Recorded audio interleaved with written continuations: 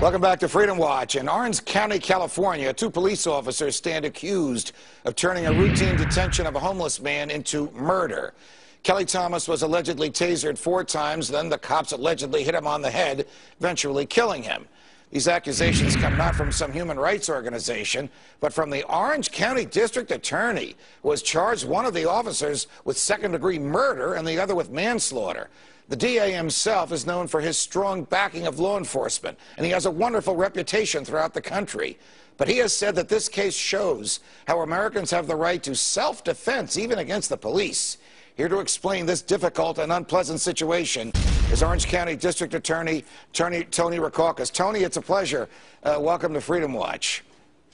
It's my pleasure. Thank you. So you had a very difficult job to do. You're not the U.S. Attorney. You're not the Attorney General in Washington. You are the local prosecutor for whom these police gather evidence in the preparation of your criminal cases. And you came to the conclusion that the two of them intentionally killed this guy and one of them committed murder. What did you learn and how did you learn it?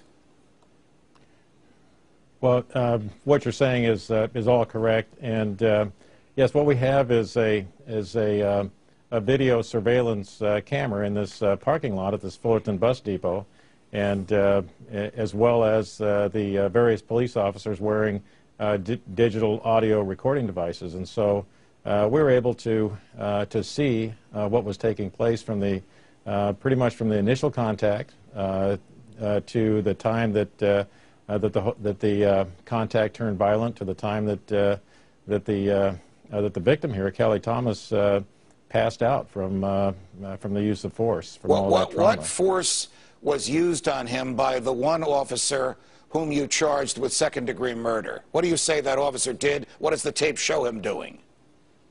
Well, what that officer did was he took a pretty ordinary contact into a violent situation where this victim would have a right to self-defense. What he did was he put latex gloves on. He menaced the victim, towering over him.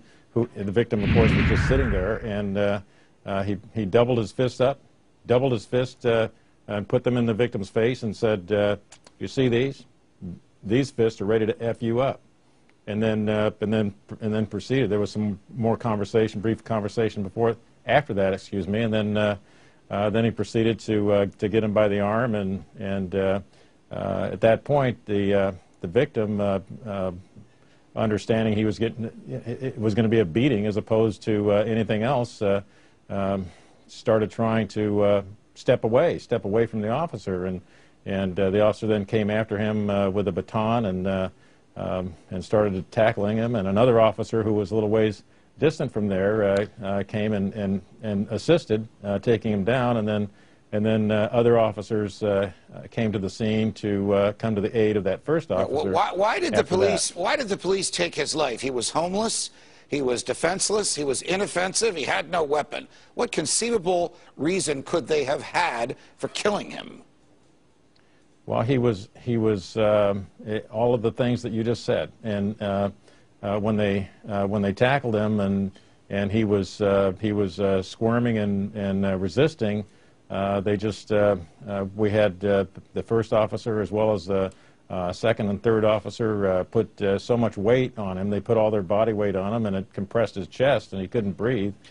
He was begging for breath, begging for help, and none was forthcoming. And Tony, I know the laws are different in each state, and I know this happened in California.